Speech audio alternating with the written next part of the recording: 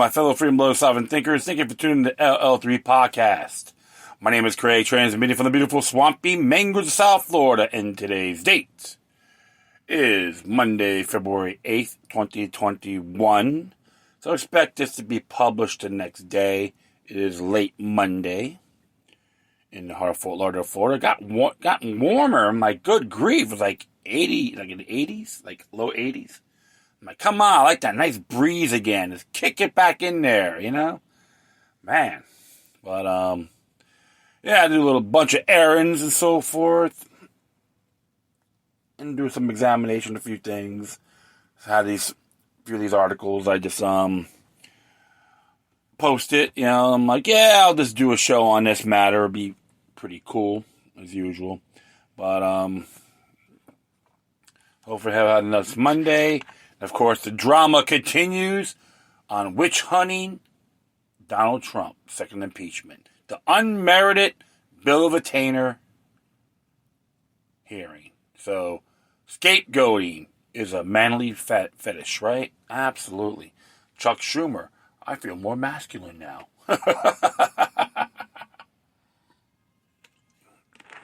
Well. So, yeah, so I just talked to some friends, you know, they're doing okay, asked me how I am. Just a little bored. So, but, you know, got no complaints. And, hey, if you could try to hit arraignment for Michael Taylor, who was arrested at Glam Harbor, Florida for open carry. He's trying to go fishing, and the video footage showed him they were harassing him. They didn't even want to have him go to the place to fish. So they just arrested him for carrying open carry and resisting arrest without violence. It's like drama queens indeed. Called Bell Harbor, called Glam Harbor. Glam Harbor, we're so really tough. Yeah, this is another example of revenue collecting bards, you know? Wow. And I'm not, you know, anti-police or anything like that. When I see tyranny and ludicrous exhibitions, I'm going to call it as I see it. Spade's a spade, right? Damn straight.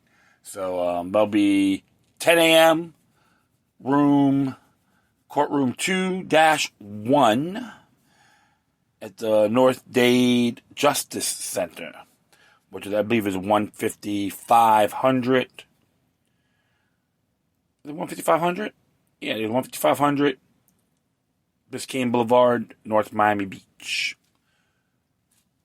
That's US 1 to be exact, so we can't miss it.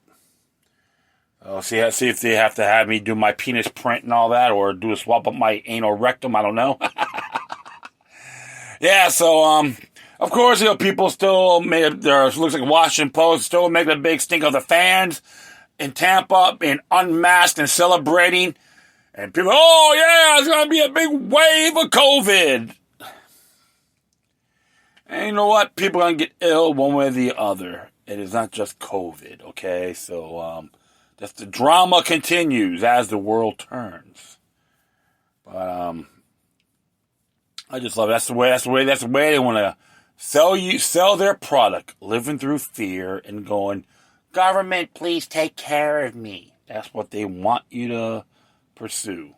Be a bunch of peasants. We're going on your hands and knees wearing shackles. And say, I love Sharia law light. So, all right, you know, that's enough of me ranting a little bit. But I had to get a good few laughs. And, of course, Brett Hoffman's birthday's today on the 8th. May his soul be forever free.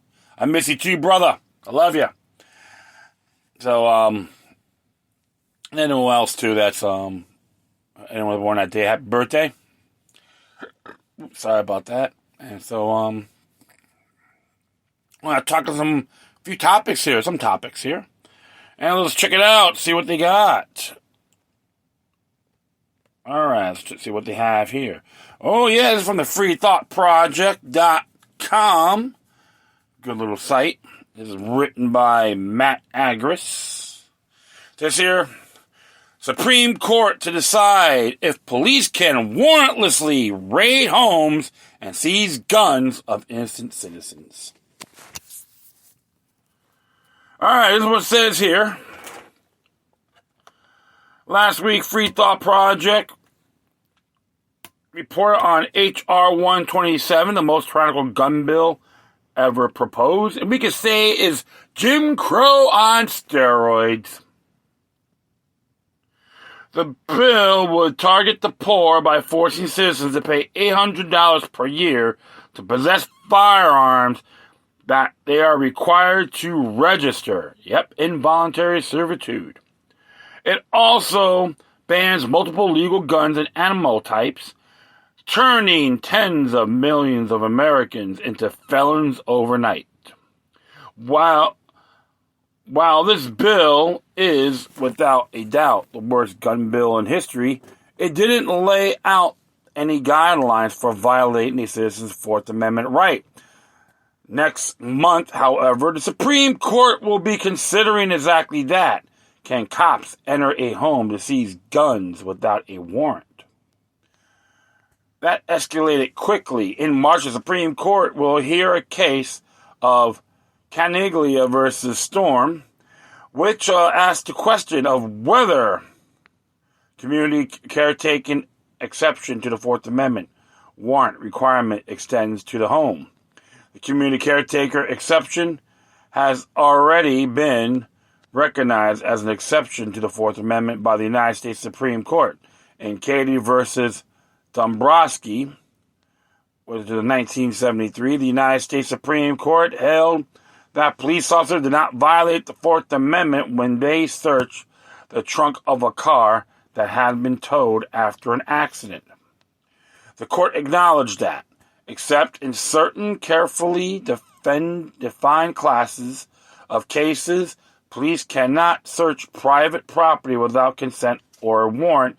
If emphasized, however, that there is a constitutional difference between houses and cars. Yeah, it's called facts, dummies. That took its holding and created a doctrine of community caretaking. Katie defined, community caretaking activities as those totally divorced from the detection, investigation, or acquisition of evidence relating to the violation of criminal statute.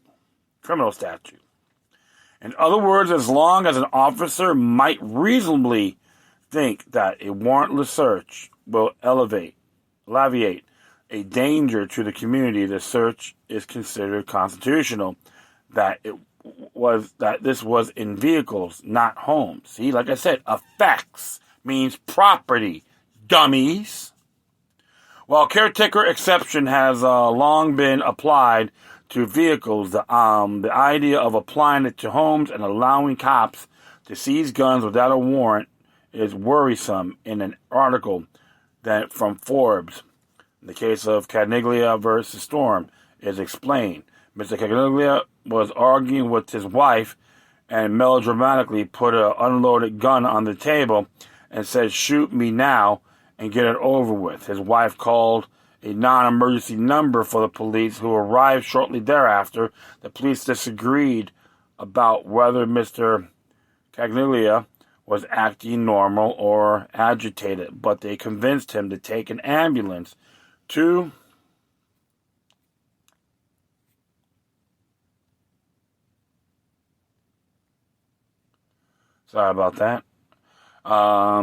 to search his home for the guns without obtaining a warrant. Mr. Caniglia consented to have police search their home, was legally negated because the police untruthfully told her that her husband had consented to the seizure of any guns. The police located to seize the two guns. Mr. Caniglia sued for the violation of his Fourth Amendment right to privacy and his Second Amendment right to keep handguns in his home for self-protection. See, his wife entrapped herself too, and she got entrapped. She say, "Fuck you." Okay, excuse my language. It's like, no, I refuse to consent. Sometimes I get a little bit insulted. That's why I'm gonna read these articles, folks. So sorry for that salty language. All right, so the case has been making its way through the courts, with the courts ruling in favor of warrantless searches. The federal court just below the Supreme Court, the First Circuit Court of Appeals, ruled that it is fine and dandy for cops to warrantlessly search your home and take your guns because they need elbow room to provide safety. And its core, the community caretaker doctrine is designed to give police elbow room to take appropriate action when unforeseen circumstances present some transient hazard that requires immediate attention. Understanding the core purpose of the doctrine leads inexorably to the conclusion that it should not be limited to the motor vehicle context. Threats to individuals and community safety are not confined to the highways, the court wrote. Good grief, like Twilight Zone here, you know? Bizarre is my Lord and Savior. As Ford points out, unlike the exigent circumstances and emergency aid, exception to the community caretaking exception is not limited to circumstances when there is no time to apply for a warrant.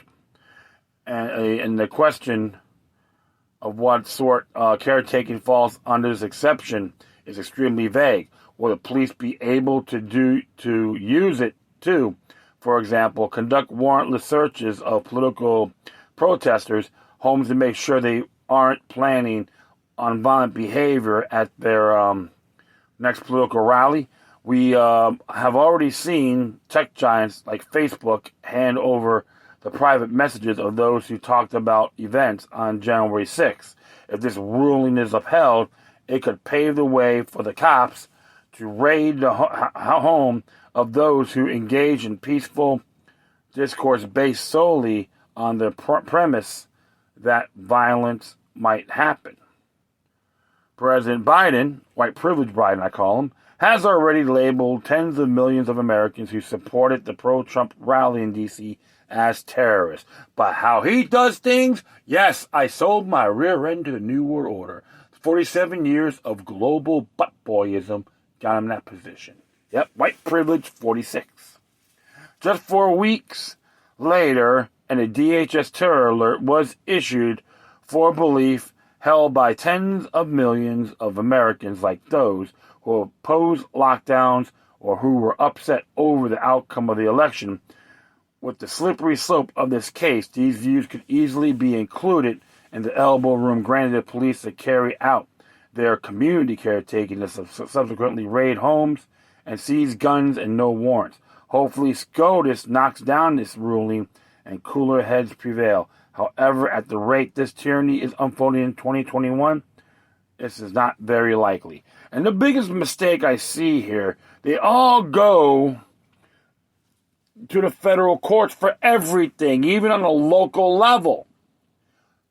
A corporation doctrine is a very disturbing, very bad habit. All right? That's the truth. Take it to the state level, local state. Take it from there. Don't just go to federal courts for everything. That's totally asinine. It just dawns on me. These folks don't learn. The problem is they only think about their own federal constitution, but not the states. And based on this particular case, it should have never went that far.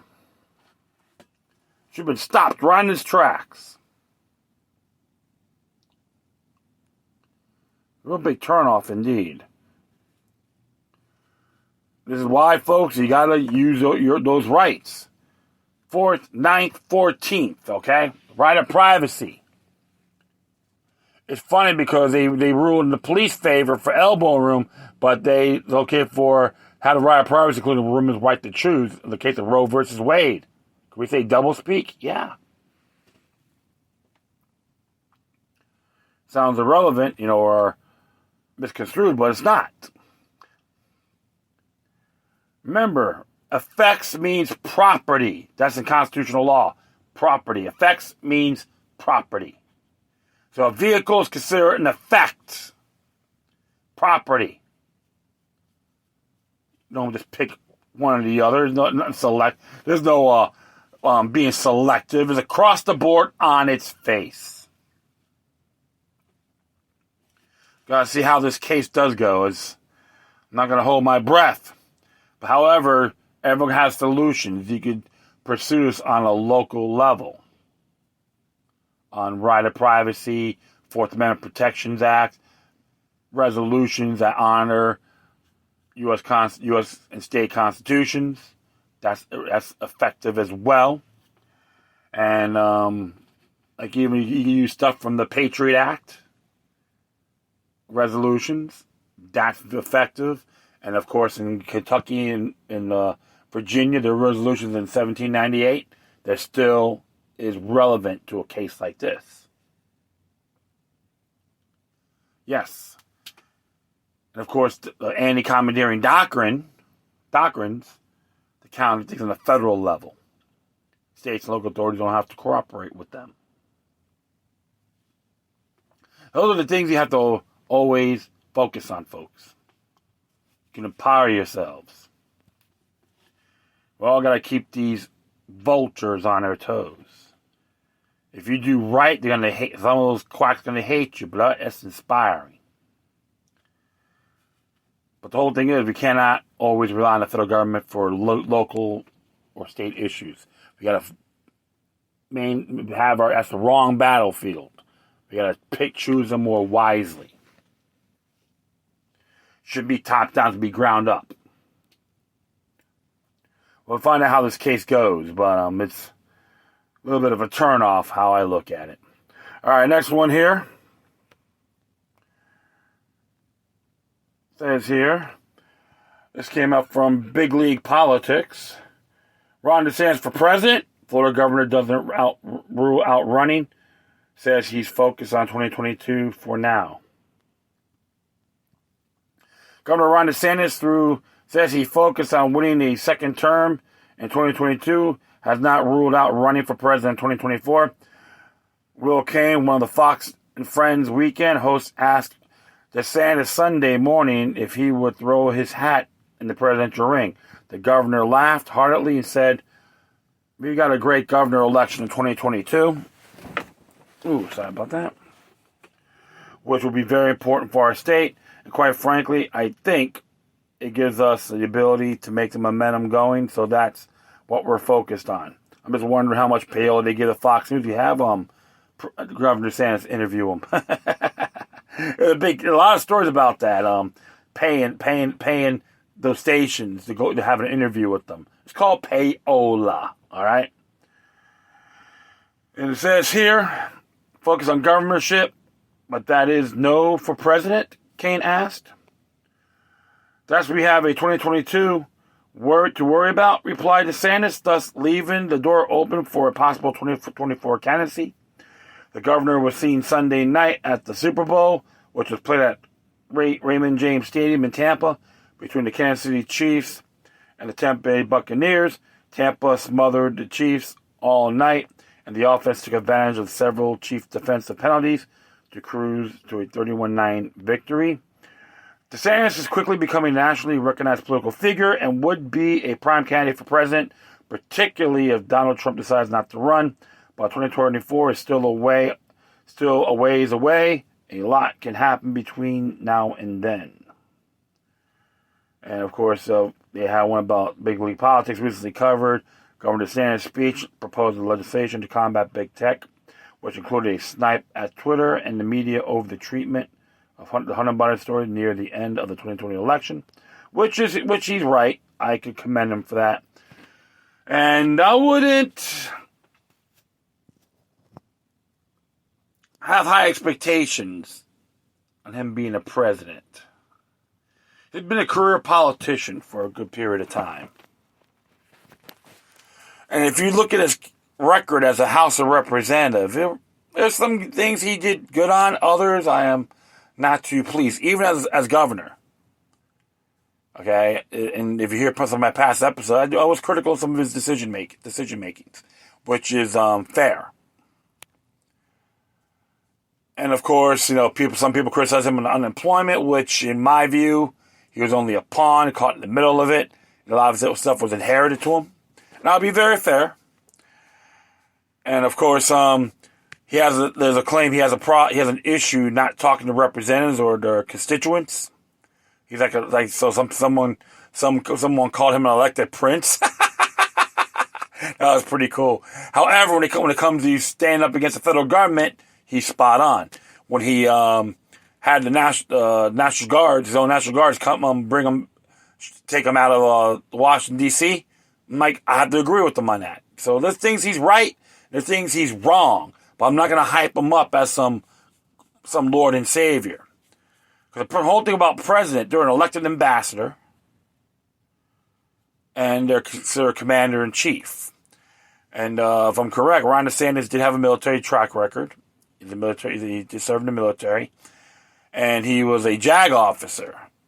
So he, like I said, he has his pros and cons. It's like if you hear my show in the past with the executive order when he suspended Scott Israel, it was merited. It was, and I'll be very frank.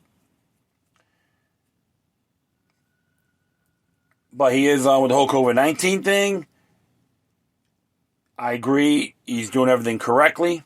He's letting people, other counties know you can't penalize people.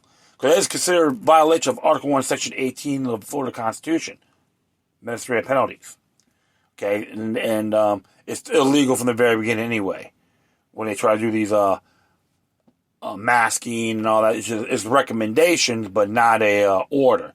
That's considered an invalid contract. So there's things I commend him for, I say, and there's things I disagree with them.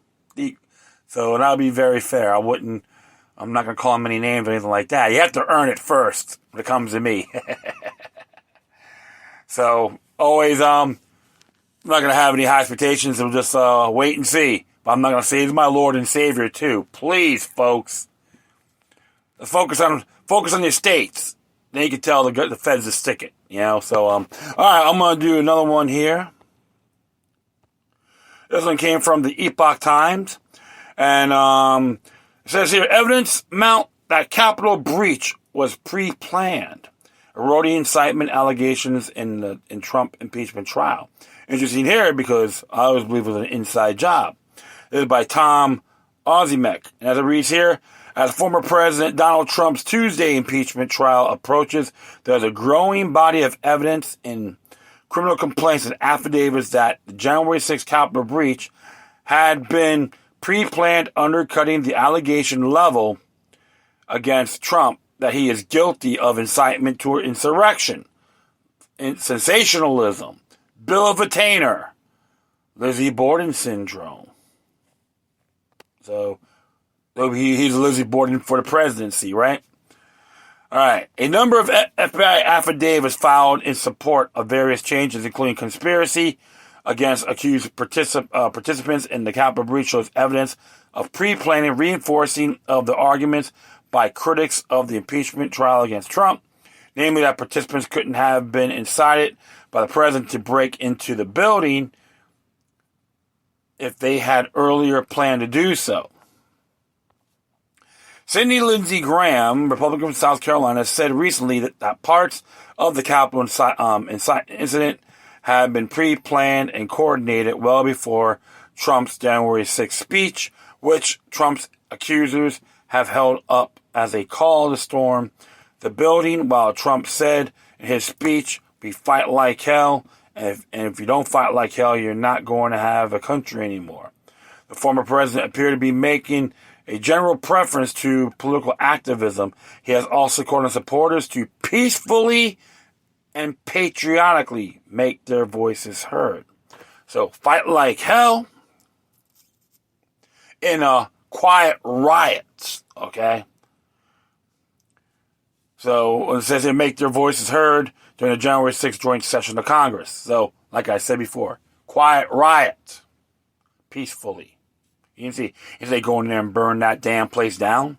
I've heard her speak on that unfiltered video, C-SPAN. Okay, unfiltered. So people like drama queens that listen to all the mainstream garbage media instead of going a little further. Graham, in an interview on Fox News last week, said there's mounting evidence that the people who came to Washington pre-planned the attack before the president ever spoke. If you open that can of worms, we'll want the FBI to come in and tell us about how people pre-planned this attack and what happened with the security footprint of the Capitol. If you open up Pandora's box, if you call one witness, Graham, at it in reference to calls for witnesses to testify at Trump's impeachment trial. The suggestion implication of evidence of pre-plan of the Capitol breach is that participants couldn't have been incited by the president, an argument made by Donald Trump Jr. several weeks ago. If these federal law enforcement agencies had prior knowledge that this was a planned attack, then POTUS didn't incite anything, Trump Jr. said in the tweet. A review of some of the affidavits in Capitol incursion cases shows evidence of pre-planning. An affidavit filed in the case against Thomas Caldwell, who believed to have leadership in the Oath Keepers group, and who faces charges of conspiracy and conspiracy to impede or injure an officer, alleges that Caldwell and others planned parts of the incursion in advance. As described more fully herein, Caldwell planned with Donovan Crowell, Jessica Watkins, and others known and unknown to forcibly storm the U.S. Capitol, the affidavit states. Evidence uncovered in the course of the investigation demonstrates that not only did Caldwell, Crowell, Watkins, and others conspire to forcibly storm the U.S. Capitol on January 6, 2021, they communicated with one another in advance of the incursion and planned their attack. The document cites communications between Watkins and other suspected Oath Keepers during the Capitol incursion. Nothing noting that someone the FBI believes to be Watkins, saying a good group, we have about 30 or 40 of us, we're sticking together and sticking to the plan. Charging documents against Eric Munchell and his mother Lisa Eisenhart, both whom face conspiracy charges, cite a January 10th article in the Times of London, which Eisenhart expressed that the two had gone into the Capitol as observers, but quotes Burchell's characterization of the incursion as flexing of muscles and meant to show them that we can and we will. We want to show that we're willing to rise up, band together, and fight if necessary. Same as our forefathers who established this country in 1776, Munchell told the outlet. It was kind of flexing of muscles, Munchell added. The intentions of good in were not to fight the police. The point of getting inside the building is to show them that we can and we will. Alex Harkrider, who faces charges of conspiracy and unlawful entry with a dangerous weapon, was alleged in an affidavit to have made statements about planning a civil war. The affidavit indicates that a witness contacted the FBI saying that they have photos of Harkrider's social media page showing that he stated that he and others were planning a civil war. Don't make any sense at all, but we'll continue on here. An affidavit in the case against Andrew Bennett, who faces charges of disorderly conduct on Capitol grounds, indicates that on January 4th, 2021, at approximately 5:02 a.m. Eastern Standard Time, Bennett posted the following along with a photograph of a caravan of vehicles on a road carrying American flags. You better be ready for chaos is coming, and I will be in D.C. on January 6th to fight for my freedom. Meanwhile, the FBI has said it notified other law enforcement agencies, including the U.S. Capitol Police, the day before the Capitol incursion about an online message about a war and a storming the building. The FBI said on January 12th that the warning was issued through the Joint Terrorism Task Force, or JTTF, and the U.S. Capitol Police have members on the task force, the Associated Press reported. The Washington Post reported that an FBI bulletin described that people had been sharing maps of the Capitol's tunnels and discussed rallying points to meet up to travel to Washington. The newspaper also reported that the document detailed posts calling for violence including that Congress needs to hear glass-breaking doors being kicked in and blood from their BLM and Panifa slave soldiers being spilled. Well. So, there's some strong allegations on that one, folks. Remember, all suspects are innocent until proven guilty in the court of law. Well, you gotta see how accurate are these allegations. You know, me, I'll still stick to my gun that the insurrection is no insurrection. It was done internally. Yeah, there was an insurrection, but not by the people storming the Capitol or the Trump supporters as a whole, collective witch hunting.